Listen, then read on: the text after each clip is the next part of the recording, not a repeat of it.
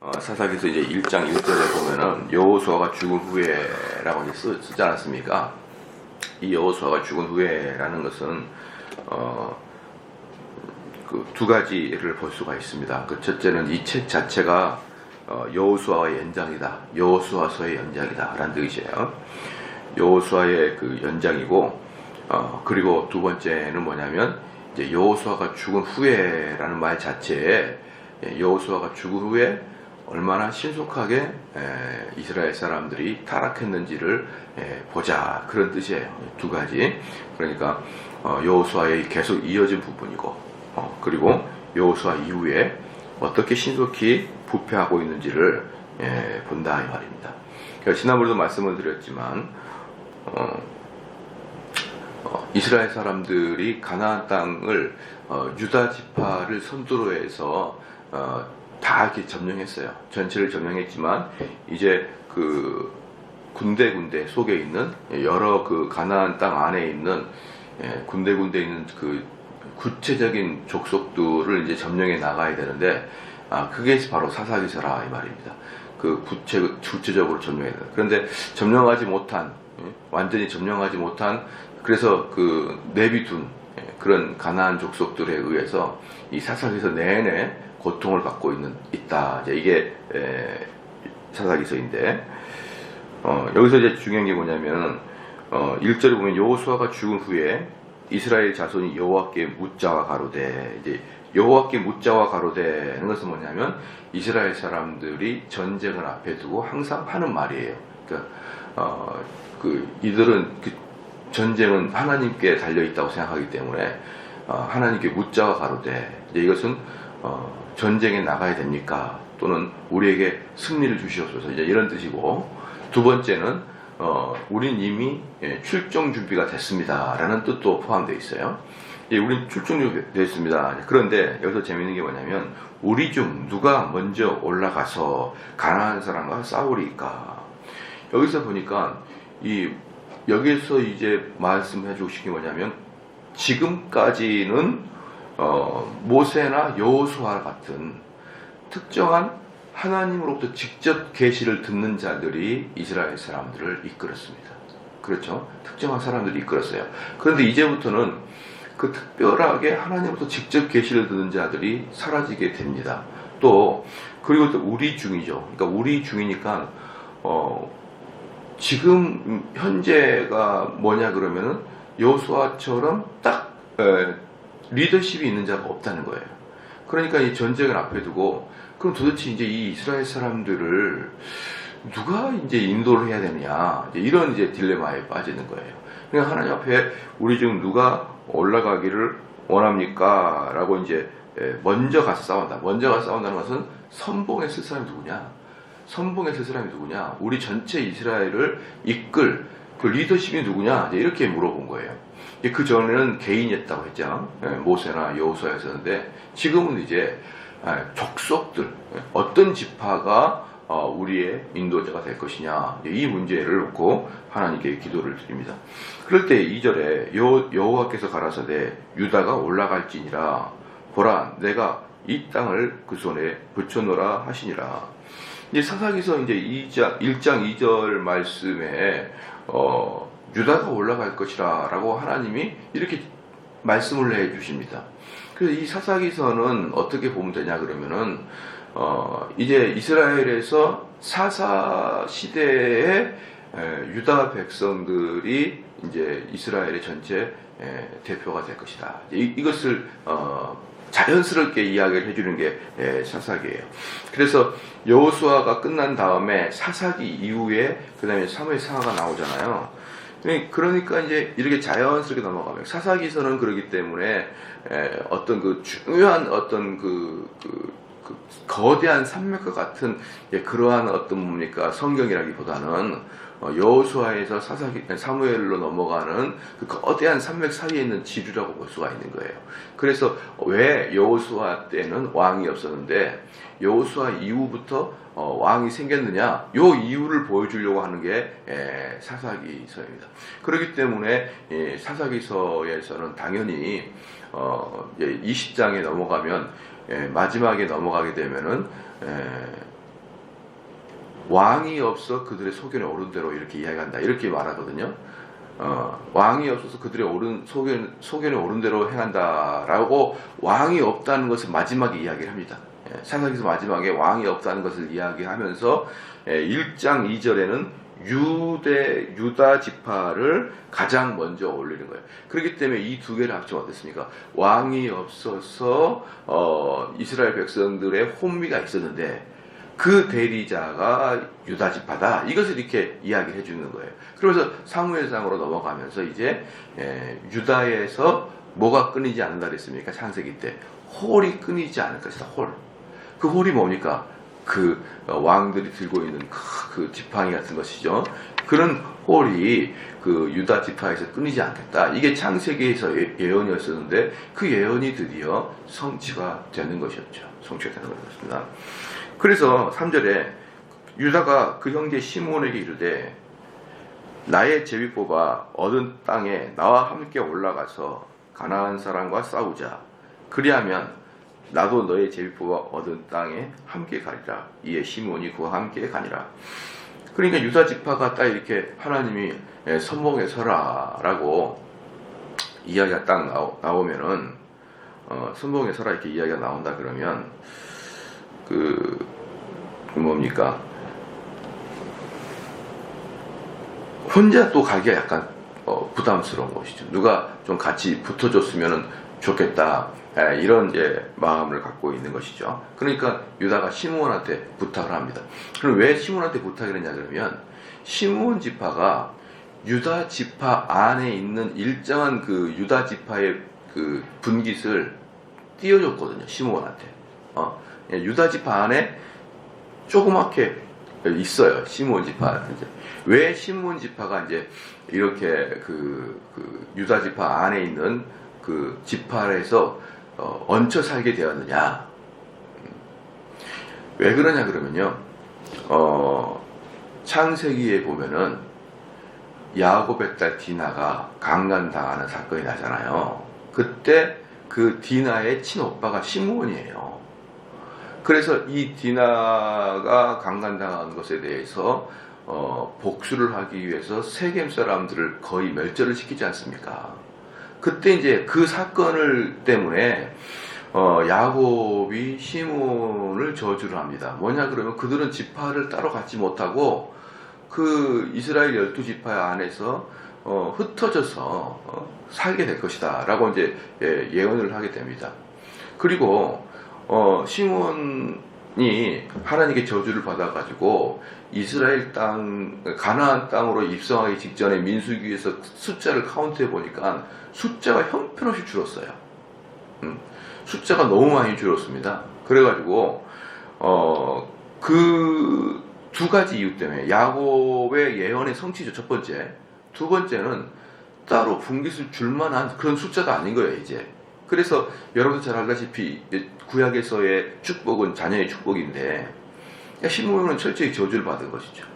그래서 시므온 같은 경우는 자기가 12지파에서 그 가나안 땅에서 거처를 받을 수 없는 이제 그러한 처지가 됐는데 이걸 불쌍히 여기서 유다 지파가 한 분깃을 떼어서 준 거예요. 그러니까 이제 유다 지파의 한 틈 안에서 이렇게 살아가게 되는 것이죠.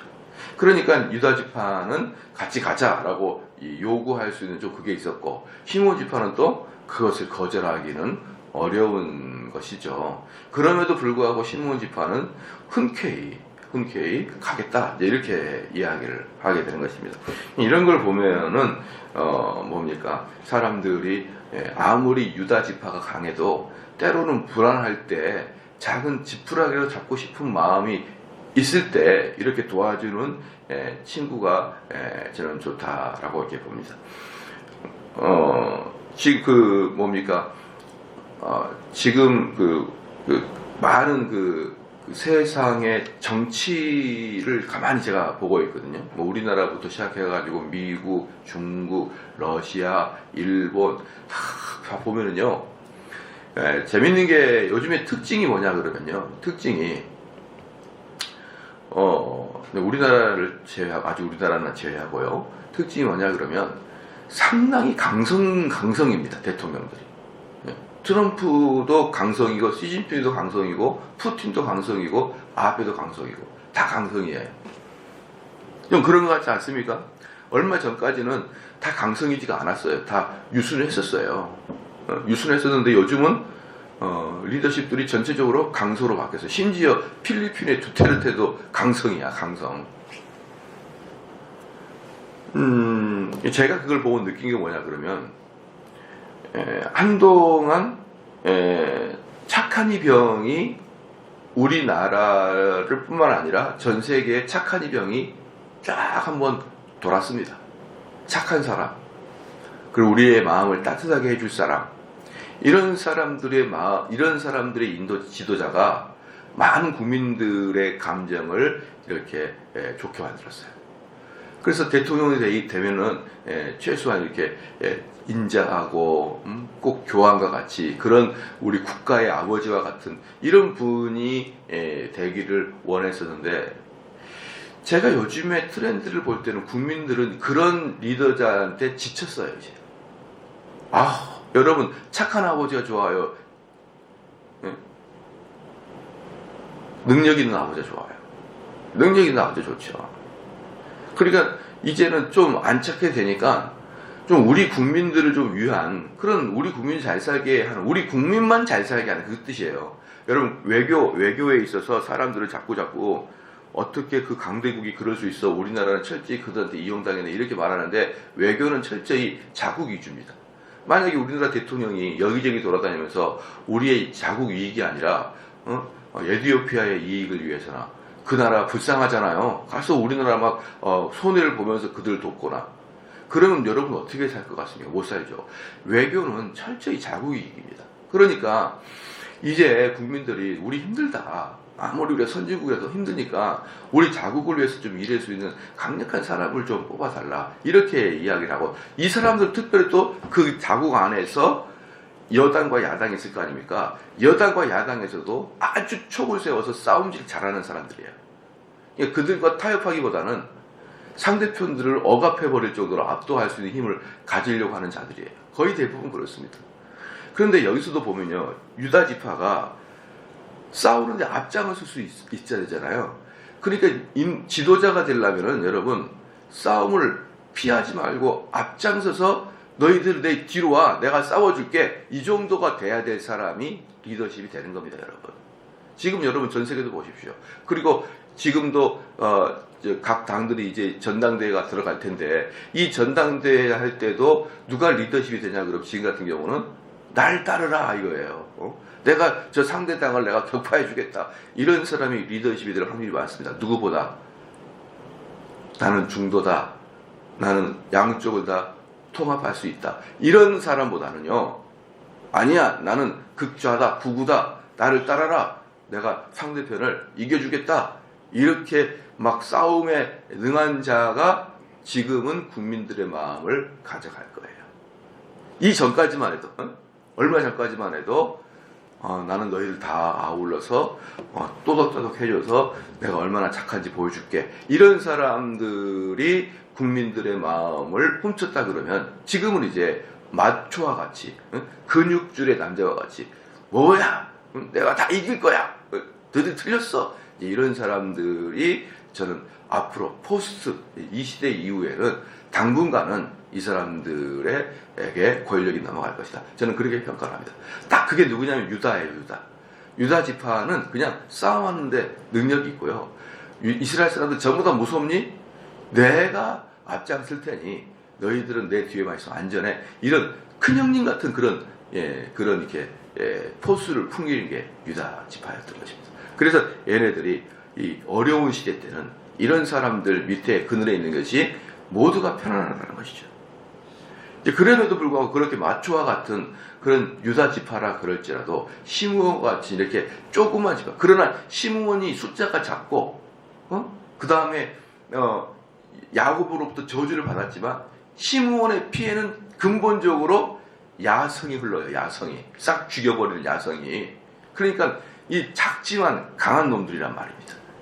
그래가지고 4절 말씀이 유다가 올라가매 여호와께서 가나안 사람과 브릿 사람을 그들의 손에 붙이신지라 그들이 베색에서 1만 명이 죽고. 이제 여기서 나오는 가나안 사람과 브릿 사람 있잖아요. 가나안 사람과 브릿 사람은 1절에 나왔던 가나안 사람과 달라요. 1절에 나오는 가나안 사람들은 그 지역의 모든 사람을 대표해서 가나안 사람이라고 그러고, 그 지역의 모든 사람들 중에는 7 가나안 족속이 있어요. 7 가나안 족속 중에 또 가나안 지파가 따로 있어요. 가나안 족속이. 그런데 그 가나안 족속이 가장 문명이 발달하고 강대한 국가이기 때문에 전체를 가나안 족속이라고 표현합니다. 가나안 땅. 그렇기 때문에 이제 여기서 4절부터 나오는 가나안은 그 지파 가나안, 그 다음에 지파 베색, 브리스, 지금 이 사람들을 이야기하고 있는 것입니다. 그래서 이제 제일 강대국을 이제 유다 지파가 이왕지사 이제 선봉에 섰는데, 그 선봉에 섰을 때 가장 강대국이었던 누굽니까? 가나안과 브리스 사람들을 공격을 하겠다, 이렇게 올라간 거죠. 그래서 손에 붙이시니라 그들이 베색에서 1만 명을 죽이고, 베색이라는 동네에서 1만 명을 죽였어요. 유다 지파가 10,000명을. 그랬더니 또 베색에서 아도니 베색을 만나서 그와 싸워 가나안 사람과 브리스 사람을 죽이니, 이 베색이라는 동네에서 아도니 베색을 죽였지 않습니까? 아도니 베색. 이 아도니 베색이 뭐냐 그러면요, 아돈이라는 뜻이 뭐냐면 주인이라는 뜻입니다. 주인. 아도니가 주인이라는 뜻이에요. 그러니까 아도니 베색 그러면 베색의 주인, 이런 뜻입니다. 베색의 주인. 그래서 베색의 뭐 왕 또는 베색의 성주 뭐 이런 뜻도 되겠죠. 그렇기 때문에 이 아도니 베색이라는 뜻은요, 그냥 왕 이름을 그냥 아도니 베색, 왕의 호칭을 아도니 베색이라고 그래요. 그런 게 어디 있었습니까? 애굽에서 바로 왕을, 그러니까 우리는 애굽에서 왕을 바로라 그러는 거예요.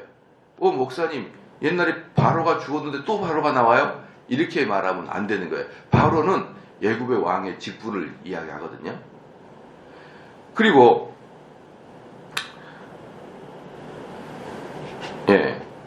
그릴 왕을 아비멜렉이라고 표현해요. 그릴 왕을 아비멜렉, 애굽을 바로, 그릴 왕을 아비멜렉이라고 표현하듯이 여기를 아도니 베색 이렇게 표현해요. 그러니까 그것은 개인을 이야기하는 게 아니라 그 지역의 왕을 이야기합니다. 그래서 이 아도니 베색이 왜 제가 이런 말씀을 해드리냐면, 성경에, 구약 성경에 약 350번 등락을 해요.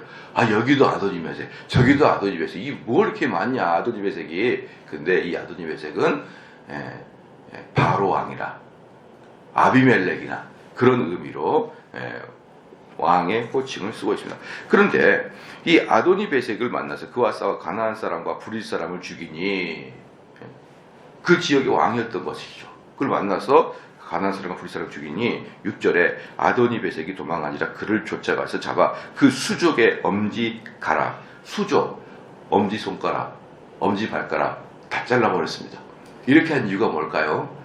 이렇게 한 이유는 활을 못 쏘고, 그 다음에 칼을 못 잡아요. 이제 엄지손가락이 잘라지면은. 그리고 엄지발가락이 없어지면 달리기를 거의 어렵습니다. 이게 다 나아도요, 달릴 때 여러분 가만히 걸을 때 발에 한번 신경을 써보십시오. 그럼 발을 딛고 딱 튀어나갈 때 엄지발가락에 힘이 쭉 들어가요. 엄지발가락에. 그렇잖아요. 근데 엄지발가락이 없어. 그럼 달리기를 거의 잘 못하죠. 걷기도 힘들어요. 뒤뚱뒤뚱. 그러니까 엄지손가락, 엄지발가락을 잘라버린 것은 뭡니까?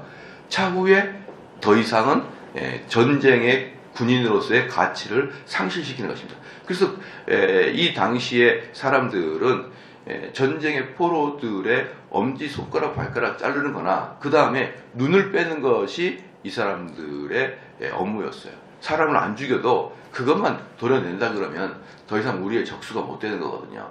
그렇게 잘라버렸습니다. 그런데 너무나 잔인해 보이잖아요. 그런데 7절 봐보십시오. 아도니 베색이 가로되 옛적의 70왕이 그 수족의 엄지가락을 찍히고, 여기서 70왕이라 70왕이라고 할 때 이 왕이 헬라 히브리 말로 멜렉입니다. 멜렉. 이 멜렉이라는 것은 우리로 말하면 왕이라기보다는 성주야, 성주. 그러니까 그 지역에 있던 70개 정도의 성주를 이 아도니베섹이 다 점령을 한 거죠.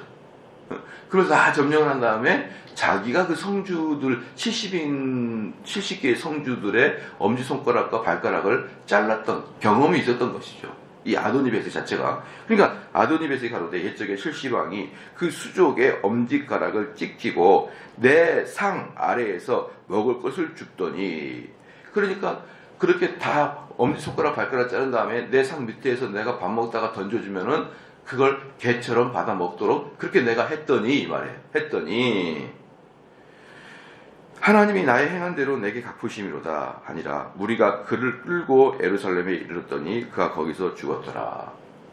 그러니까 우리가 그 로마서에 보면 뭐라고 했습니까? 핑계 댈 것이 없다, 그렇게 말씀을 제가 드리잖아요. 그러니까 아도니베섹이 이방인일지라도요, 자기가 하나님 앞에서 심판을 받을 때 나는 하나님이 계신지도 몰랐습니다, 이렇게 하소연할 수도 없을 만큼 하나님이 그들은 벌을 합리적으로 보응을 해주는 거예요. 합리적으로. 그러니까 여러분 만약에 심판대 앞에 가는데 이방인들이 심판대 앞에 가가지고 하나님께서 너는 지옥 이렇게 선포할 때 그들은 나는 하나님이 있었는지도 몰랐나이다 이렇게 한탄하는 게 아니라 탁 보여줄 거예요. 하나님이 우리를 생각나야 할 거란 말이에요. 이 아도니베섹도 어때요? 자기 엄지손가락 엄지발가락이 딱 잘리니까 자기가 죽였던 70인의 사람이 번뜩 생각이 나는 거 아니에요. 그러니까 모든 믿지 않는 자가 하나님 심판대 앞에 가게 되면은 다 생각나도록 하나님 우리를 다 보여줍니다. 그럼 우리는 어때요? 지옥 가는 거에 대해서 입을 열어서 말할 수도 없고, 그래서 입을 닫을 수밖에 없는, 입을 봉쇄할 수밖에 없는 그러한 너무나 합리적으로 우리가 죄에 대해서 마땅한 형벌을 받는다고 우리는 생각하면서, 그래서 여러분들이 하나님의 공의는 어떻게 이루어집니까? 하나님의 공의는 심판대 앞에서 이루어지는데요, 그 공의가 뭐냐면은 받아 마땅함을 누구든지 깨닫게 하는 것이 공의예요. 받아 마땅함을 누구든지 깨닫게 합니다. 그런데 우리가 일평생을 죄를 지었는데 그 일평생의 죄에 대한 대가로 영원한 지옥으로 들어간다는 것은 너무나 정당한 판결이라는 것을 우리는 그때 가서는 확실하게 여러분 알 수가 있는 것입니다. 아도니베섹이 누가 가르쳐 주지도 않았는데 스스로 나는 이게 합당한 말입니다. 합당한 권선징악입니다. 이렇게 딱 느끼게 된 것입니다. 그래서 우리는 그리스도의 은혜가 아니고서는 우리는 모두는 합당하죠. 당연히 처벌받아야 마땅한 것입니다. 그래서 우리는 가끔 기도해서 그냥 의미 없이 죽어 마땅한 자지만 이렇게 우리는 표현하지만 실질적으로 우리는 지옥과 마땅할 자였던 것입니다. 그런데 우리는 거기서 구원을 얻는 것입니다. 그래서 여기서 아도니베섹 같은 경우는 어떻습니까? 정확하게 하나님이 공의로 네가 왜 이렇게 당하는지를 인식을 시킬 만큼 아도니베섹은 엄청난 죄를 짓고 있었다. 가나안 사람들 모든 사람이 진멸을 당할 때 어떤 마음을 먹었겠습니까? 이스라엘 사람들이 막 먼지를 품고 쳐들어왔을 때 어떤 마음을 먹었을까요? 우리는 죽어 마땅한 족속이었다. 응? 우리가 그동안 얼마나 도덕적 타락을 했었냐? 우리가 그동안 얼마나 이 주변 사람들을 우리가 압박하고 학대했느냐? 우리는 죽어 마땅한 존재다. 이렇게 당하면서 전멸을 당하는 거예요. 가나안 족속들은. 기도하시겠습니다.